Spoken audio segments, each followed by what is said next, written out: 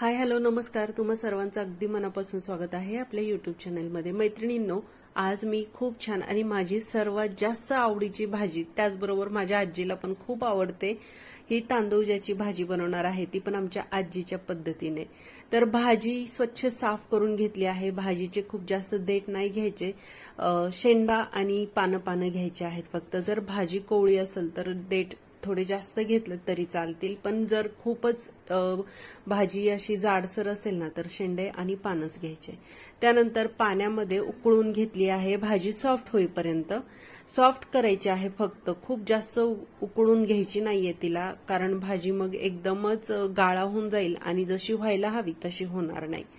तर कढईमध्ये एकीकडे तेल टाकलं, 4-5 लसण पाकळ्या घेतल्या आहेत, त्याला बारीक कापलं आणि तेलामध्ये आता मस्त फ्राय करून घेणार आहे। तोपर्यंत इथे भाजी थंड झाली आहे। तर या पद्धतीने हलक्या हाताने पिळून याचं एक्स्ट्रा जे वॉटर आहे ना ते मी काढून घेतेय।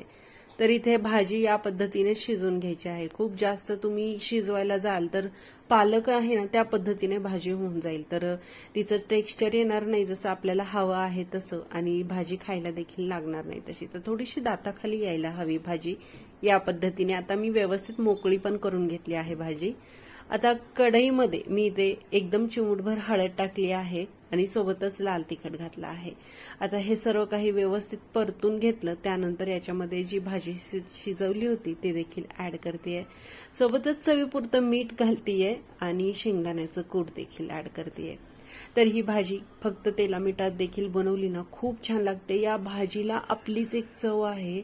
मला लहान मी होते ना तेव्हापासून ही भाजी मला खूप आवडते। आजी आमची खूप करायची आणि अशी आम्ही कुठे जायचो ना प्रवासामध्ये तर भाकरीवर जर घ्यायची ही भाजी तर म्हणजे खूप मला आवडायची आणि तेव्हापासून मला ही भाजी खूप आवडते। तर इथे भाजी बघा एकदम तेल टाकल्यासारखी मस्त दिसते की नाही। कोवळी जेवढी भाजी असेल ना तेवढी ती छान बनते देखील आणि खायला छान लागते देखील। तर मस्त गरमागरम आस्वाद घ्या, भाकरी बरोबर, चपाती बरोबर, रोटी बरोबर छानच लागते। तर चला, व्हिडिओ कसा वाटला कमेंट करून नक्की सांगा। भेटूयात पुढच्या व्हिडिओमध्ये। नमस्कार, take care and bye bye.